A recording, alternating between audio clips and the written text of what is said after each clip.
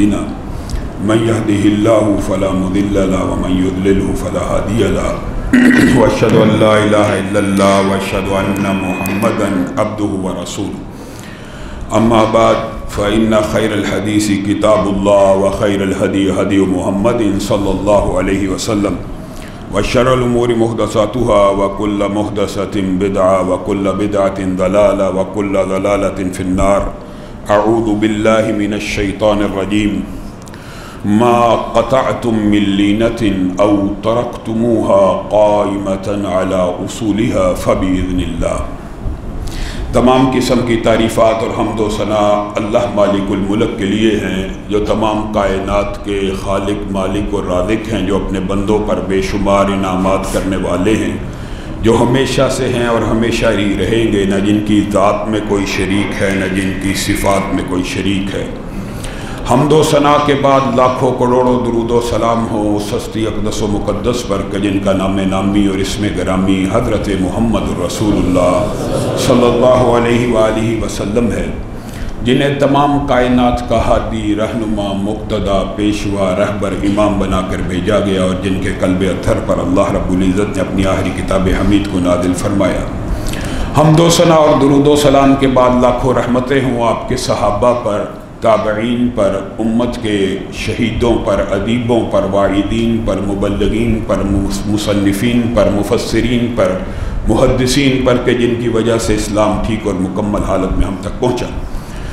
معزز سامعین گرامی قدر، عصر حاضر میں فتنے امڑ رہے ہیں، اور جتنے بھی فتنے ہیں ان کے بارے میں ہمارے ائمہ نے اور سلف صالحین نے ایک نہایت عمدہ بات لکھی ہے، اور وہ بات یہ ہے کہ دنیا میں کوئی بھی فتنہ اس وقت تک پیدا نہیں ہوتا جب تک وحی الہی کا انکار نہیں کر دیا جاتا. یہاں پہ مراد وحی الہی سے صرف کلام اللہ یعنی قرآن پاک نہیں ہے، بلکہ حدیث رسول بھی ہے، کہ دنیا میں جب بھی پہلا فتنہ دیکھ لیں، خارجیوں کا دیکھ لیں، قدریوں کا دیکھ لیں، جبریوں کا دیکھ لیں، جن کا اشاعرہ کا دیکھ لیں، معتزلہ کا دیکھ لیں، جتنے بھی فتنے امت میں پیدا ہوئے سب کی بنیاد انکار حدیث تھی، کہ رسول اللہ صلی اللہ علیہ وسلم کی کسی حدیث کا انکار کر دیا کہ یہ ہماری عقل میں نہیں آتی بات. آج بھی انکار حدیث کی بنیاد سب سے بڑی یہ ہے، یہ جی تحقیق کے مطابق نہیں ٹھیک، یہ ہماری عقل کے اندر بات نہیں آتی، یہ ہماری فہم میں نہیں آتی. قول رسول کو اس بنیاد کے اوپر ریجیکٹ کر دینا کہ یہ تیری عقل میں نہیں آتی، یہ عصر حاضر کا بھی بہت بڑا فتنہ ہے، اور زمانہ قدیم میں بھی جتنے فتنے مارد وجود میں آئے اس کی بنیاد یہی ہے. رسول اللہ کے قول کو، رسول اللہ کے فرمان کو، رسول اللہ کے حکم کو اللہ کے حکم سے جدا سمجھنا، فرق سمجھنا اس حساب سے کہ دونوں کے سٹیٹس میں کوئی فرق ہے، یہ بہت بڑی گمراہی ہے اور مغالطہ ہے. آپ کے سامنے دلائل سے اپنی بات رکھوں گا. آپ کو یہ علم ہوگا، یہودیوں نے جب غداری کر دی تو رسول اللہ صلی اللہ علیہ وسلم نے صحابہ کو حکم دیا. کس نے حکم دیا؟ رسول اللہ نے. کن کو حکم دیا؟ صحابہ کو. کیا حکم دیا؟ سورہ حشر میں آپ نے پڑھا ہوگا، آپ کے سامنے مفہوماً رکھتا ہوں. یہ جو یہودیوں کی بستی کے سامنے جو درخت ہے نا، پودے ہیں، جھاڑیاں ہیں، ان کو کاٹ دیا جائے، اور یہ والے پودے مت کاٹے جائیں، یہ والے چھوڑ دینا، یہ والے چھوڑ دینا، یہ والے چھوڑ دینا، اور یہ والے کاٹ دینا. اب جب صحابہ نے نبی کریم صلی اللہ علیہ وسلم کا حکم سنا تو کاٹنا شروع کر دیے. یہودیوں نے وبیلہ مچانا شروع کر دیا، سازش اور فتنہ کھڑا کیا. یہ کیسا رسول ہے، یہ کیسا پیغمبر ہے جو کھیتیوں کو کاٹ رہا ہے، جو درختوں کو کاٹ رہا ہے. اور آپ یہ بات جانتے ہیں بالعموم بھی رسول اللہ صلی اللہ علیہ وسلم اور اسلام کا مزاج تھا کہ درختوں کو نہیں کاٹنا، کھیتیوں کو نہیں کاٹنا. یہودیوں نے فتنہ کھڑا کرنے کی کوشش کی، صحابہ کے دماغ میں اشکال پیدا کرنے کی کوشش کی کہ تمہارا پیغمبر یہ بات کہتا ہے کہ کھجور کے یہ درخت کاٹ دو، یہ چھوڑ دو، اب رسول اللہ صلی اللہ علیہ وسلم کے دشمنوں کی کھیتیوں کو بھی کاٹیں گے. یہاں پہ آپ نے غور کرنا ہے، بڑے نکتے کی بات ہے۔ یہاں پہ اللہ رب العزت نے آسمان سے قرآن کو نازل کرنا شروع کیا، اور خطاب رسول اللہ سے نہیں کیا، کس سے کیا؟ صحابہ سے۔ کس سے کیا؟ صحابہ سے۔ پہلے حکم کس نے دیا تھا؟ رسول اللہ نے صحابہ کو حکم دیا تھا کہ کاٹو اور یہ چھوڑ دو۔ اب اللہ رب العزت نے جب یہودیوں نے سازش گھڑ لی، فتنہ کھڑا کر دیا، صحابہ سے براہ راست خطاب کیا، اور کتنا عظیم خطاب ہے، ما قطعتم من لینۃ او ترکتموها قائمۃ علی اصولها فباذن اللہ۔ نہیں تم نے کوئی جاڑی کاٹی اور نہیں تم نے کوئی کھجور کا درخت چھوڑا اپنی اصل جڑوں پر، کس کے حکم سے؟ فباذن اللہ، اللہ کے حکم سے۔ حکم دینے والے کون تھے؟ رسول اللہ۔ حکم کس نے دیا تھا؟ صحابہ نے۔ یا تو کہہ دیجئے کہ اللہ نے رسول اللہ کے اوپر کوئی وحی بھیجی نہیں تھی، یا رسول اللہ کا حکم اللہ کا حکم نہیں ہوتا۔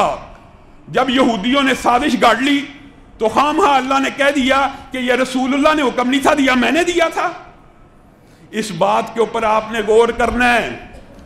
اگر یہ حکم اللہ کا ہے تو انکار حدیث کا فلسفہ بگاڑنے والے کہ سارے اوامر قرآن میں ہیں، سارے نواہی قرآن میں، یہی فلسفہ بگاڑتے ہیں آج کل کے بھی، اور ہر منکر حدیث کا اپنا اپنا کلیہ بھی ہے، قاعدہ بھی ہے، 3600 گروہ بن گئے۔ اب یہ بتائیے، فَبِإِذْنِ اللَّهِ، حکم اللہ کا تھا کہ کاٹو پورا قرآن پاک، منکرین حدیث اٹھا کر دکھا دیں، پورا قرآن پاک اٹھا لیں، اور یہ حکم جو اللہ کہہ رہا ہے کہ میں نے دیا تھا پورے قرآن پاک میں سے نکال کر دکھا دیں، نہیں ملے گا۔ یہ آیت تو مل گئی کہ نہیں تم نے کاٹے اور نہیں تم نے چھوڑے، فعل ماضی کا صیغہ تو مل گیا، اور یہ تو واقعے کو بیان اللہ کر رہا ہے، لیکن جو اللہ کہہ رہا ہے فَبِإِذْنِ اللَّهِ، ان کو کاٹنے کا اور چھوڑنے کا حکم اللہ نے دیا تھا، وہ حکم قرآن پاک میں کہاں ہے؟ کس آیت میں ہے؟ کس صورت میں ہے؟ اس کا مطلب یہ ہے کہ رسول اللہ کا فرمان بھی وحی الہی ہے، رسول اللہ کا قول بھی وحی الہی ہے، رسول اللہ کا حکم بھی حکم الہی ہے، رسول اللہ کا فرما دینا تیرے اور میرے لیے کافی ہے۔ عقل کی جتنی مرضی، تحقیق کے جتنے مرضی ڈونگرے برسا لیے جائیں تو کیا اس سے حدیث مشکوک ہو جائے گی؟ رسول اللہ صلی اللہ علیہ وسلم نے 3 جرنیل صحابہ کو، 3 جرنیل اور جوان اور فقیہ اور محدث صحابہ کو بھیجا، انطلقوا حتی تأتوا روضۃ خاخ، اے علی، اے زبیر، اے مقداد، انطلقوا حتی تأتوا روضۃ خاخ، یہاں سے نکلو اور روضہ خاخ نامی وادی میں جب پہنچو گے وہاں پہ تمہیں ایک عورت ملے گی، معہا کتاب، اس کے پاس ایک لیٹر ہوگا، فخذوہ، اس کو پکڑ لینا، اس ہاتھ کو اس عورت سے لے لینا اور واپس آ جانا، بس اتنی ڈیوٹی لگائی، اس کو پکڑ لینا، اس عورت سے لے لینا اور واپس آ جانا۔ یہ تینوں صحابہ روضہ خاخ نامی وادی میں پہنچے، مکہ اور مدینہ کے مابین یہ ایک وادی ہے، وہاں پہ پہنچے، وہاں پہ عورت بھی تھی، اونٹ بھی تھا، کجاوا بھی موجود ہے۔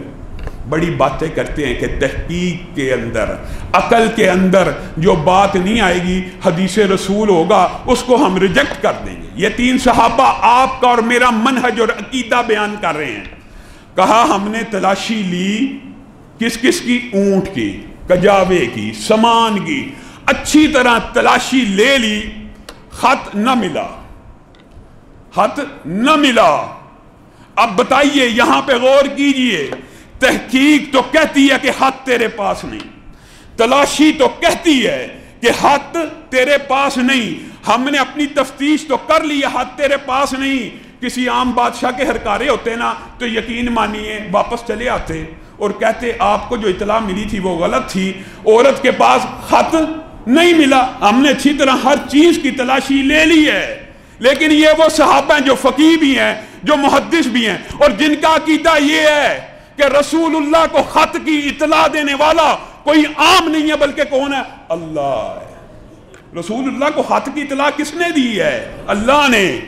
تو حضرت علی نے اور ان صحابہ نے اس عورت کو کہا ٹھیک ہے، تحقیق سے، تلاشی سے، تفتیش سے خط تیرے پاس نہیں نکلا، لیکن یاد رکھ یہ میرے رسول کا قول ہے، لَتُخْرِجِنَّ الْكِتَابَ أَوْ لَتُلْقِيَنَّ الثِّيَابَ، خط کو نکال دے، خط تیرے پاس ہی ہے، تلاشی تو کہتی ہے، تحقیق تو کہتی ہے، تفتیش تو کہتی ہے خط تیرے پاس نہیں ہے، لیکن ہمارا ایمان کہتا ہے خط تیرے پاس ہے، لَتُخْرِجِنَّ الْكِتَابَ، یہاں تو خط کو پکڑا دے، او لَتُلْقِيَنَّ الثِّيَابَ، نہیں تو تجھے برہنہ کر دیا جائے گا اور تیری تلاشی جامہ بھی لی جائے گی، اور اگر حقیقت میں برہنہ بھی کر دیا جاتا تو پھر بھی خط نہ ملتا۔ لیکن عورت کو سمجھ آ گئی یہ کسی عام بادشاہ کے ہرکارے نہیں ہیں، ان کا عقیدہ تو بڑا مضبوط ہے، اور یہ تو تلاشی کے بعد بھی یہی کہہ رہے ہیں کہ خط تو تیرے پاس ہی ہے۔ اس نے چٹیا کے اندر سے ایک پرچی نکال دی، اور یہ ایک لمبا چوڑا باب ہے کہ اس پرچی میں کیا لکھا تھا یہ ہمارے موضوع سے متعلق نہیں، جس نے پڑھنا ہو علماء سے پوچھ سکتا ہے اور تحقیق کر سکتا ہے، وہ ایک لمبا چوڑا باب ہے۔ ہماری بات یہاں پہ ختم ہوتی ہے کہ صحابہ 3 ہیں اور کتنے عظیم ہیں، انہوں نے تحقیق اور تفتیش اور عقل کو مد نظر نہیں رکھا۔ کس کو مد نظر رکھا؟ قول رسول کو، فرمان رسول کو، حکم رسول کو۔ حضرت خدیجہ کے گھر رسول اللہ صلی اللہ علیہ وسلم داخل ہو رہے ہیں، رسول اللہ کے بیٹے فوت ہو گئے، خدیجہ کے بیٹے فوت ہو گئے، اب حضرت خدیجہ رو رہی ہیں اور کہہ رہی ہیں اللہ کے رسول اگر مدت رضاعت پوری ہو جاتی، میری خواہش تھی کہ اس کی مدت رضاعت پوری ہو جائے۔ رسول اللہ صلی اللہ علیہ وسلم نے جب ماں خدیجہ کی یہ بات سنی تو کہا خدیجہ تیرا کیا خیال ہے کہ اس کی مدت رضاعت پوری نہیں ہوگی؟ ابھی بھی اس وقت بھی جنت میں اللہ نے ایک دائی مقرر کر دی ہے جو تیرے بیٹے کو دودھ پلا رہی ہے۔ اے خدیجہ اگر آپ چاہتی ہیں اپنے بچے کے دودھ پینے کی آواز بھی میں اللہ سے دعا کرتا ہوں آپ کو سنوا دی جائے۔ اب بتائیے ذرا غور کیجئے، یہاں پہ پھر سوچنے کی بات ہے کہ دنیا میں کسی کا کوئی عزیز چلا جائے اور اس کو اس وقت کا پیغمبر اور رسول کہہ رہا ہو کہ اس کی آواز تجھے سنا دی جائے، ہر بندے کا دل یہ کرے گا کہ سنا دی جائے۔ ماں خدیجہ کا بھی دل تو یہ چاہتا ہوگا کہ اپنے بچے کی آواز سن لوں، لیکن آپ کا اور میرا عقیدہ بیان کر رہی ہیں، کہہ رہی ہیں اصدق اللہ و رسولہ، اصدق اللہ و رسولہ، اے اللہ کے رسول مجھے سننے کی بھی اب حاجت نہیں رہی، بات یہاں تک ہے پھر بھی مکمل ہے، لیکن جو اگلا جملہ ہے نا ماں خدیجہ کا وہ آپ کا اور میرا منہج ہے۔ وہ کہتی ہیں اصدق اللہ، یہ نہیں کہا کہ پہلے رسول کا نام لیا جائے بلکہ کیا کہا؟ اصدق اللہ، میں اللہ کی بات کی تصدیق کرتی ہوں جس نے آپ کو اطلاع دی ہے کہ میرا بیٹا دودھ پی رہا ہے۔ رسول اللہ صلی اللہ علیہ وسلم نے تو کہا ہی نہیں، لیکن ماں خدیجہ کہہ رہی ہیں کہ میں اللہ کی بات کی تصدیق کرتی ہوں۔ اس کا مطلب صاف ظاہر ہو گیا کون سا فتنہ آپ کو متاثر کر رہا ہے۔ رسول اللہ نے جو بات کہہ دی ماں خدیجہ نے اس کی تصدیق کرنے سے پہلے کہا میں اللہ کی بات کی تصدیق کرتی ہوں، کیونکہ ان کا یہ عقیدہ ہے کہ رسول اللہ کو خبر کس نے دی ہے؟ اللہ نے۔ اور عبداللہ ابن مسعود کا ایک گھر کوفہ میں موجود ہے، یہ صحابہ کا رسول اللہ کی حدیث کے بارے میں عقیدہ ہے۔ ایک گھر کوفہ میں بھی موجود ہے، مدینہ سے کوفہ آتے جاتے تھے۔ ایک دن کوفہ میں موجود تھے تو کوفہ میں سرخ آندھی آ گئی۔ سرخ آندھی آپ کو پتہ ہے، لوگوں نے سمجھا آگ آ رہی ہے، بڑی بڑی لپٹوں والی تیز ہوا چل رہی ہے، لوگوں نے شور مچانا شروع کر دیا، جات الساعہ، قیامت آ گئی ہے۔ لوگوں نے کہا اب قیامت آ گئی، اب سجدوں میں پڑ جاؤ، مسجدوں کا رخ کرو، ایسے کر لو، مختلف جیسے مشورے دیے گئے، اب آخری لمحہ آ گیا ہے، اب اللہ کی بارگاہ میں سجدے میں مر جانا چاہیے۔ لوگوں نے کہا ایک صحابی رسول کوفہ میں موجود ہیں، ان سے جا کے مشورہ کرتے ہیں کہ آخری عمل مرنے سے پہلے کیا ہونا چاہیے۔ حضرت عبداللہ ابن مسعود کے گھر کے باہر جا کے شور مچا دیا، جات الساعہ، جات الساعہ، قیامت آ گئی۔ عبداللہ ابن مسعود قیامت آ گئی، اگر جا کے دروازہ کھٹکاتے نا تو کہتے ہم نے آپ سے کوئی بات کرنی ہے، تو شاید عبداللہ ابن مسعود باہر آ جاتے۔ لیکن اب جب عبداللہ ابن مسعود کو یہ خبر اور آواز ملی کہ لوگ شور مچا رہے ہیں کہ قیامت آ گئی ہے، اندر سے بیٹھے بیٹھے کہنا شروع ہو گئے، اور لوگوں بے فکر ہو جاؤ، بے خطر ہو جاؤ، قیامت اس وقت تک قائم نہیں ہو سکتی۔ میں نے رسول اللہ صلی اللہ علیہ وسلم سے سنا تھا جب تک امت میں سے ایک شخص بھی وراثت کو قرآن اور حدیث کے مطابق تقسیم کرتا رہے، چلے جاؤ۔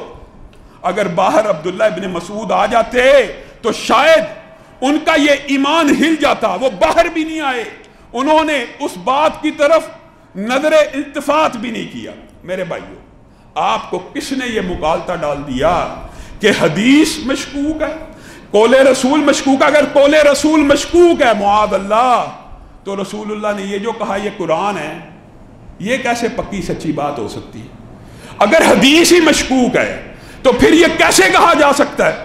قرآن پاک کی اطلاع کہاں سے آئی ہے کہ یہ قرآن ہے؟ سورت فاتحہ کو پہلے کس نے رکھا ہے؟ اقرا پہلی وحی ہے، 30ویں پارے میں کیسے چلی گئی ہے؟ بات سمجھ آ رہی ہے؟ اقرا سے قرآن شروع کیوں نہیں ہو رہا؟ یہ حدیثیں تو آپ کو اچھی لگتی ہیں، یہ حدیثیں تو آپ مانتے ہیں جو آپ کے دل کو لگتی ہیں۔ افتؤمنون ببعض الکتاب، کیا آپ وحی کے ایک حصے کا انکار کرتے ہیں اور ایک حصے کے اوپر ایمان لاتے ہیں؟ اور یہ بات بھی میں اپنی طرف سے نہیں کہہ رہا، بقی بن مخلد کی بات کر کے اس بات کو بھی آپ کے سامنے رکھنا ہے۔ بقی بن مخلد اتنے عظیم محدث ہیں، اسپین اور غرناطہ، جس کو آپ عربی میں غرناطہ کہتے ہیں، اندلس کہتے ہیں، اس کو آج کل عصر حاضر میں اسپین کہتے ہیں، وہاں کے رہائشی تھے، وہاں سے چلے پیدل بغیر سواریوں کے، کس کے لیے کہ بغداد میں اس وقت دنیا کا سب سے بڑا عالم رہتا ہے، کس کا؟ حدیث رسول کا۔ میں اس سے جا کر حدیث لے کے آؤں گا امام احمد ابن حنبل کا۔ آئے، اسی اسنا میں امام احمد ابن حنبل کو قید کر دیا گیا تھا۔ اب وہ کہنے لگے لوگوں سے، میں تو بڑی دور سے آیا ہوں، اسپین سے، میں تو حدیث رسول سیکھنے کے لیے آیا ہوں، یہ سیکھے بغیر میں نہیں جانے والا۔ تو لوگوں نے کہا جیل خانے میں کوئی نہیں جا سکتا، ہر کارے موجود ہیں، ایک ترکیب ہے، ایک ترتیب ہے کہ تو فقیر کا بیس بدل لے اور امام احمد ابن حنبل سے جا کے ملاقات کر لے، فقیروں کو کوئی نہیں روکتا۔ بقی بن مخلد امام احمد ابن حنبل کی بارگاہ میں شیئن للہ، شیئن للہ، اللہ کے نام پہ کچھ دے دو، فقیر کا بیس بدلا، اور یہ نعرے لگاتے لگاتے امام احمد ابن حنبل کی بیرک کے پاس پہنچ گئے، ان کو سارا آنے کا مقصد بیان کیا۔ انہوں نے اتفاق کیا کہ تو فقیر کے بیس میں آ جایا کر، اور میں چند حدیثیں کھڑے کھڑے تجھے سنا دیا کروں گا اور تو ان کو یاد کر لیا کر۔ وہ آتے یہی آوازیں لگاتے لگاتے شیئن للہ، جتنا بھیگ جمع ہوتا امام احمد ابن حنبل سے کھڑے کھڑے چند حدیثیں سنتے، ان کو یاد کر لیتے، جو چندہ اکٹھا ہوا ہوتا، جو سارا دن کا ان کو اکٹھے ہوئے ہوتے پیسے، باہر آ کے صدقہ کر دیتے۔ جو بات ہمارے موضوع سے متعلق ہے وہ یہ ہے، بقی بن مخلد اپنے وطن واپس پہنچے، لوگوں نے کیا لے کے آئے ہو، کیا پڑھ کے آئے ہو، کیا سیکھ کے آئے ہو؟ تو بقی بن مخلد نے آپ کا اور میرا عقیدہ بیان کیا، کہا اللہ کی قسم ایسی انمول چیز لے کے آیا ہوں، ایسا فن لے کے آیا ہوں، ایسے اقوال لے کے آیا ہوں کہ جن کا انکار دجال کے علاوہ کوئی نہیں کر سکتا۔ حدیث رسول کا انکار کرنا دجالیت ہے، بہت بڑا فتنہ۔ کس بنیاد کے اوپر کہہ رہا ہوں؟ ہاں لوگوں کو یہ مغالطہ ڈال دیا گیا کہ وحی کی صرف ایک ہی قسم ہے، کلام اللہ یعنی قرآن پاک، وحی کی اس کے علاوہ کوئی قسم ہی نہیں ہے۔ اللہ قرآن پاک کے اندر کہہ رہا ہے وَمَا يَنْتِقُ عَنِ الْهَوَىٰ إِنْ هُوَ إِلَّا وَحْيٌ يُوحَىٰ، رسول اللہ اپنی مرضی سے بولتے ہی نہیں، جب بھی بولتے ہیں اللہ کی وحی کے تابع ہو کے بولتے ہیں۔ اور یہ اشکال جو عصر حاضر میں ہے یہ نیا نہیں ہے، قریشیوں نے ایک مرتبہ عبداللہ ابن عمر کو یہی اشکال ڈال دیا تھا۔ کیا کہا تھا؟ رسول اللہ بشر، اللہ کے رسول بشر ہیں، یتکلم فی الغضب والرضا، کبھی غصے میں بولتے ہیں کبھی خوشی میں بولتے ہیں، تو ہر بات لکھ دیتا ہے۔ انہوں نے یہ بات سنی اور لکھنا چھوڑ دیا۔ رسول اللہ باہر آئے، کہا لکھتے کیوں نہیں؟ کہا قریشیوں نے مجھے یہ بات کی ہے کہ آپ بھی بندے ہیں، کبھی خوشی میں ہوتے ہیں کبھی غمی میں ہوتے ہیں، تو میں آپ کی ہر بات نوٹ کر لیتا ہوں۔ رسول اللہ صلی اللہ علیہ وسلم نے کہا اکتب فوالذی نفسی بیدی، اور لکھا کر اس ذات کی قسم جس کے ہاتھ میں میں محمد صلی اللہ علیہ وسلم کی جان ہے، ما یخرج منہ الا حق، اس زبان سے حق کے علاوہ کچھ نہیں نکلتا۔ رسول اللہ کی زبان سے آپ نے یہ سمجھ لیا غیر حق بھی نکلے گا تو آپ گمراہ ہو گئے۔ اور یہ بات بھی یاد رکھ لیجئے، یہ بھی مغالطہ بہت بڑا ہے جو مغالطہ آج ڈالا جاتا ہے۔ کلام اللہ کی جی بڑی ویلیو ہے، لیکن حدیث رسول کی وہ ویلیو نہیں ہے۔ کلام اللہ سے جو حدیث ٹکرائے گی اس کو ریجیکٹ کیا جائے گا۔ عقل تیری ٹکراتی ہے، کلام اللہ سے حدیث کبھی نہ ٹکراتی ہے نہ ٹکرا سکتی ہے۔ وہی ہے، وہی آپس میں کیسے ٹکرا سکتی ہے؟ اور یہ بات بھی یاد رکھیے، یہ بات بھی آپ کو مغالطہ ڈالا جاتا ہے۔ کتاب اللہ سے مراد، یہ تو ہم سمجھتے ہیں دین کس کو کہتے ہیں؟ کتاب و سنت کو، قرآن و سنت کو۔ دین کس کو کہتے ہیں؟ قرآن و سنت کو۔ اسلام کس کو کہتے ہیں؟ قرآن و سنت کو۔ شریعت کس کو کہتے ہیں؟ قرآن و سنت کو۔ لیکن انکار حدیث کرنے والوں نے آپ کے دماغ کے اوپر ایسا غلبہ ڈال دیا، قرآن لفظ کی بات نہیں کر رہا، کتاب اللہ سے مراد بھی، کتاب اللہ بھی وحی کی دونوں قسموں کا احاطہ کرتی ہے۔ کبھی کتاب اللہ سے مراد قرآن ہوتی ہے، کبھی کتاب اللہ سے مراد قرآن و حدیث کا مجموعہ ہوتا ہے، اور کبھی کتاب اللہ سے مراد صرف حدیث بھی ہوتی ہے۔ اور یہ بات میں اپنی طرف سے نہیں کہہ رہا، دلائل سے آپ کے سامنے رکھوں گا۔ پہلی دلیل قرآن پاک کی آیت، منکرین حدیث سے آپ نے یہ سوال پوچھنا ہے۔ اللہ رب العزت کلام پاک میں کہتے ہیں اِنَّا عِدَّةَ الشُّهُورِ عِنْدَ اللَّهِ اثْنَا عَشَرَ شَهْرًا فِي کتاب اللہ، فی کتاب اللہ، فی کتاب اللہ۔ اگر کتاب اللہ سے مراد، غامدی صاحب، اگر کتاب اللہ سے مراد صرف قرآن ہے تو اٹھائیے پورا قرآن، یہ 12 مہینے اس قرآن پاک سے نکال کر دکھا دیجئے، ہم آپ کی بات پہ یقین کر لیں گے۔ ان عدت الشہور عند اللہ 12 شہرا فی کتاب اللہ۔ اللہ کہہ رہا ہے گنتی کے مہینے 12 ہیں، کہاں پہ؟ کتاب اللہ میں۔ منہا 4 حرم، 4 اس میں سے حرمت والے ہیں۔ اور پھر اس کو مبہم اللہ نے نہیں چھوڑا، مبہم کہ جیسے کوئی یہ کہ مبہم ہے، متشابہ آیات میں سے ہے۔ اللہ نے کہا ذالک الدین القیم، یہ پختہ دین میں تمہیں بتا رہا ہوں کہ کتاب اللہ میں گنتی کے مہینے 12 ہیں اور ان میں سے 4 مہینے حرمت والے ہیں۔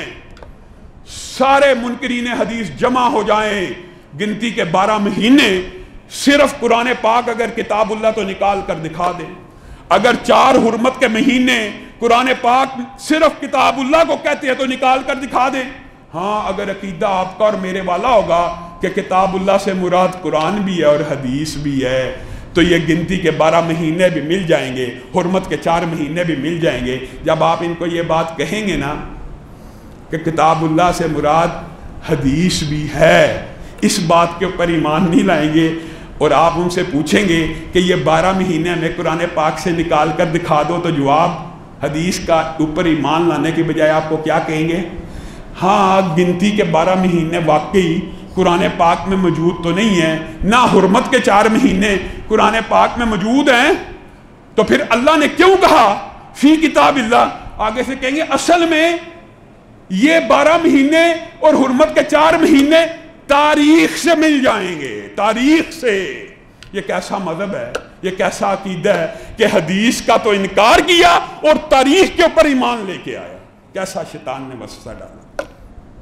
ایک آیت آپ کے سامنے رکھی اور آئیے چند حدیثیں بھی آپ کے سامنے رکھتے ہیں۔ یہ بات ثابت ہو گئی کہ کتاب اللہ سے کبھی مراد قرآن اور حدیث کا مجموعہ ہوتا ہے، اور کبھی مراد اکیلا قرآن بھی ہوتا ہے، اور کبھی مراد اکیلی حدیث بھی ہوتی ہے۔ رسول اللہ صلی اللہ علیہ وسلم کے پاس ایک قافلہ آیا اور آ کے کہنے لگا اقضی بیننا بکتاب اللہ، اقضی بیننا بکتاب اللہ، میرے درمیان، ہمارے درمیان فیصلہ کر دیجئے کتاب اللہ سے۔ اللہ کے رسول نے کہا لَأَقْضِيَنَّ بَيْنَكُمَا بِكِتَابِ اللَّهِ وَالَّذِي نَفْسِ بِيَدِي، اس ذات کی قسم جس کے ہاتھ میں محمد کی جان ہے، لَأَقْضِيَنَّ بَيْنَكُمَا بِكِتَابِ اللَّهِ۔ دینی طالب علم جو بیٹھے ہوئے ہیں وہ اس جملے کی کفیت کو جانتے ہیں۔ ایک تو اللہ کے رسول پہلے قسم کھا رہے ہیں، قسم کھانے کی ہے ضرورت، پھر تقید کا صیغہ استعمال کر رہے ہیں، پھر کہہ رہے ہیں لَأَقْضِيَنَّ بَيْنَكُمَا بِكِتَابِ اللَّهِ، میں تمہارے درمیان کتاب اللہ سے فیصلہ کروں گا، اور پھر فیصلہ صادر کر دیا۔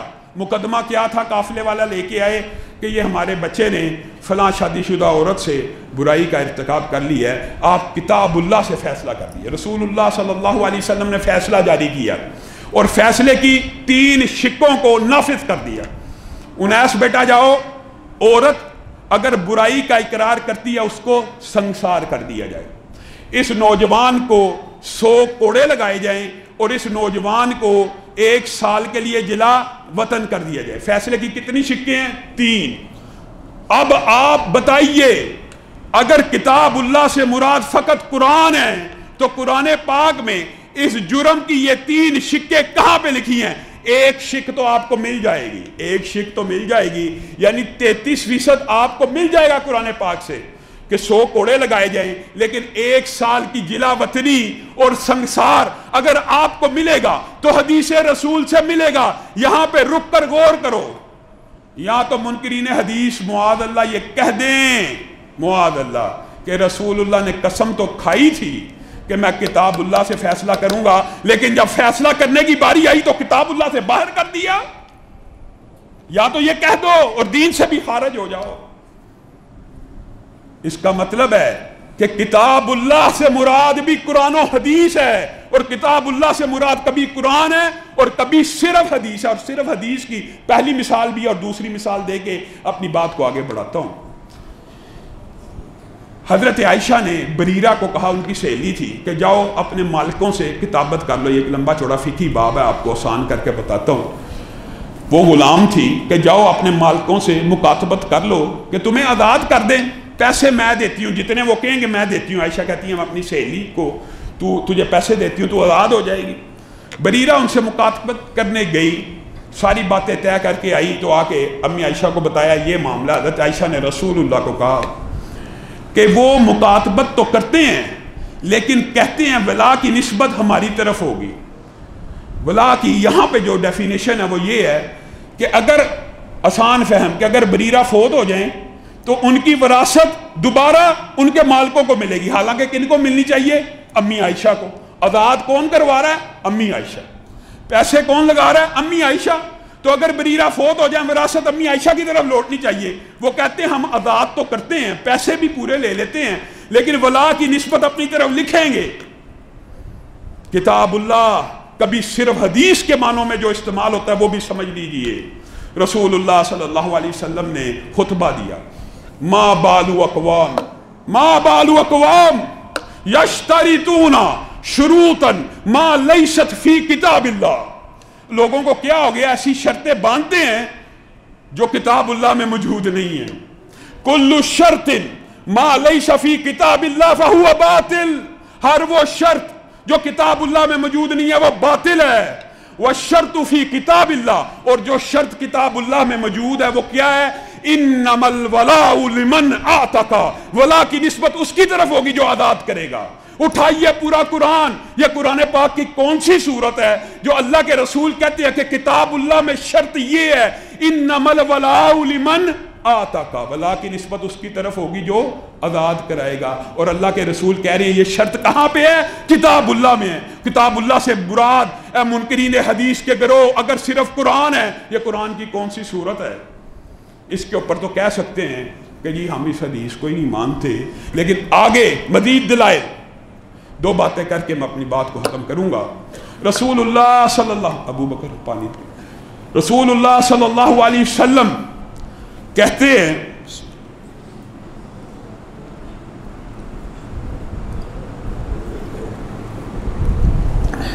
عمر تو، یہ منکرین حدیث کے لیے کیوں بہت بڑی دلیل ہے؟ کیونکہ بیچارے پھنسے ہوئے ہیں۔ سجدہ منکرین حدیث سے بھی پوچھیں گے نا سجدہ کس کو کہتے ہیں؟ کہتے ہیں سجدہ یہی ہے جو آپ لوگ کرتے ہیں 7 ہڈیوں پہ، 7 اعضاء پہ۔ یہ جی تواتر سے رسول اللہ سے ہم تک پہنچ گیا۔ اپنی مرضی کی حدیث ماننی، اپنی مرضی کی چھوڑنی، لیکن رسول اللہ صلی اللہ علیہ وسلم بھی ایسی بات کہہ گئے جو قیامت تک جواب نہیں دے سکتے۔ کہتے رسول اللہ صلی اللہ علیہ وسلم نے فرمایا امرت ان اسجد علی سبعۃ اعظم، میں محمد صلی اللہ علیہ وسلم کو حکم دیا ہے. بتائیے جب رسول اللہ یہ کہیں کہ رسول اللہ کو حکم دیا گیا ہے تو حکم دینے والی ذات کون ہو سکتی ہے؟ اللہ کے علاوہ رسول اللہ کو کوئی حکم دے سکتا ہے؟ امرت ان اسجد علی سبعۃ اعظم، میں محمد صلی اللہ علیہ وسلم حکم دیا گیا ہوں 7 ہڈیوں کے اوپر سجدہ کروں. آپ نے گاندھی صاحب سے پوچھ رہے ہیں سجدہ آپ بھی 7 ہڈیوں پہ ہی مانتے ہیں اور اسی کیفیت کو مانتے ہیں، اور اللہ کے رسول کہہ رہے ہیں مجھے حکم دیا گیا ہے میں 7 ہڈیوں پہ سجدہ کروں. یہ قرآن پاک کی کس صورت میں حکم موجود ہے؟ کس صورت میں؟ کس آیت میں؟ کہاں سے ملے گا؟ رسول اللہ کی حدیث سے ملے گا. یہ تو جواب ہے. یہ کہتے ہیں سارے اوامر قرآن پاک میں، اور یہ بھی کہتے ہیں سارے نواہی بھی قرآن پاک میں ہیں. عجیب مذہقہ ہے اس بات ہے.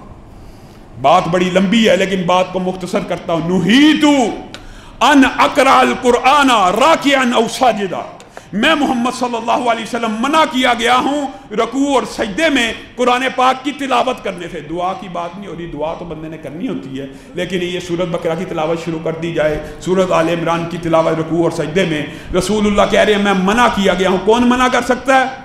اللہ. اللہ کے علاوہ کوئی رسول اللہ کو منع نہیں کر سکتا. آپ منکرین حدیث سے پوچھئے یہ جو منع کرنے کا حکم ہے یہ قرآن پاک کی کس آیت میں موجود ہے؟ اتنا عقل کے اوپر پردہ ہے. معاذ اللہ معاذ اللہ. قرآن پاک میں تو حکم ہے. اگر مجرد قرآن پاک بغیر تشریحات نبوی کے سمجھنے کی کوشش کی جائے تو مغالطہ لگ جائے گا، اشکال پڑ جائے گا. حتیٰ کہ سارے منکرین حدیث جمع ہو جائیں. اس آیت کے اندر اللہ رب العزت نے ارشاد فرمایا تمہارے اوپر مردار کو حرام قرار دے دیا. مردار حرام ہے. قرآن پاک کی آیت آپ سب کو پتہ ہے. مردار حرام ہے. لیکن پوری مسلمان امت رسول اللہ صلی اللہ علیہ وسلم کی حدیث کی وجہ سے کہ اللہ کے رسول نے مردار کی 2 قسموں کو جائز قرار دیا ہے. کون کون سی؟ مچھلی اور جراد. اب بتائیں مچھلی کو جب پانی سے نکالا جاتا ہے کیا ذبح ہوتی ہے کہ مر جاتی ہے؟ نکالیں گے مر جائے گی، مردار ہوگی. مردار تو حرام ہے. تو پھر منکرین حدیث مچھلی کھانا چھوڑ دیں. اور بعد ایسے گروہ پیدا ہو گئے ہیں جنہوں نے کہا واقعی جی مچھلی حرام ہے. اللہ رب العزت جو کہا گیا جو سنا گیا اس کو سمجھنے کی توفیق عنایت فرمائے.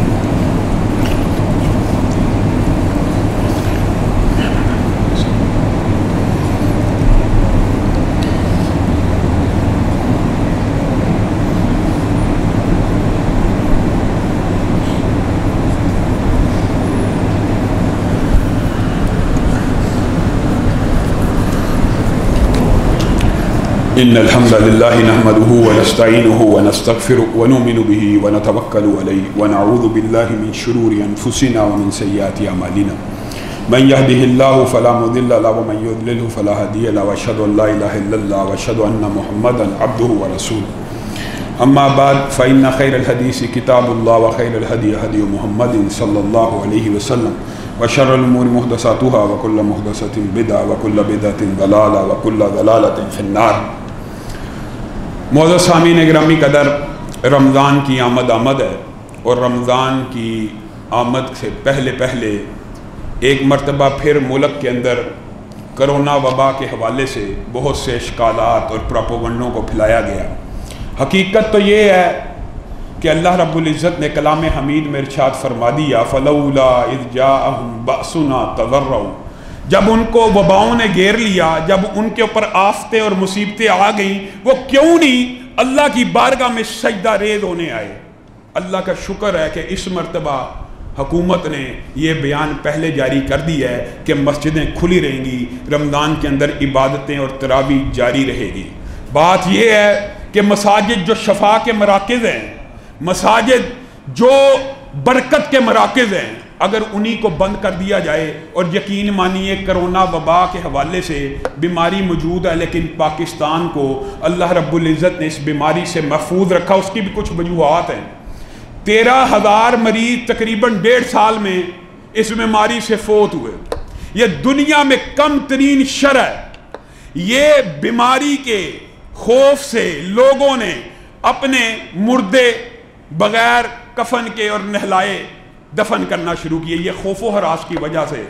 پینڈکس کا مریض گیا اسپتال، کرونا ٹیسٹ کرا، اتنی دیر میں پھٹ گئی، مر گئی۔ یہ ظلم اور بربریت کی داستان ہے۔ ہم حکومت کے اس فیصلے کو خوش آئند قرار دیتے ہیں کہ انہوں نے کرونا کے اندر مسجدوں کو کھولنے کا امکان اور ارادہ ظاہر کیا ہے، اور ان کا بیان آ گیا ہے کہ SOPs کے ساتھ مساجد میں عبادت ہوگی۔ لیکن ایک بات اور کہنا چاہتے ہیں کہ کرونا سے 13,000 1.5 سال میں مرے ہیں، لیکن اگر جو معاشی طور پر معیشت کا لاک ڈاؤن آپ رمضان میں کرنا چاہتے ہیں، اس کی وجہ سے ہو سکتا ہے لاکھوں کی تعداد میں خاندان متاثر ہوں، افیکٹ ہوں۔ یہ رمضان ایک تو نیکیوں کا موسم بہار ہے، نیکیوں کا سیزن ہے۔ اللہ تعالی ہم سب کو رمضان کے آنے تک زندہ رکھے۔